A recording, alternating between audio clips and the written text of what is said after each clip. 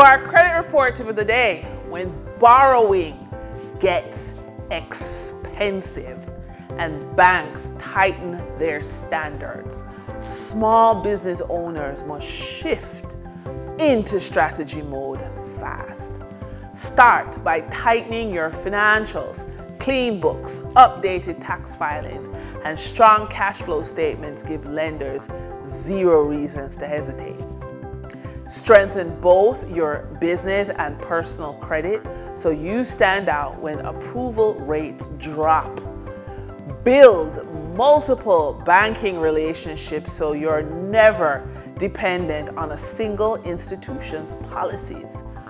Boost cash flow discipline with smarter invoicing, stronger collections, and tighter expense control.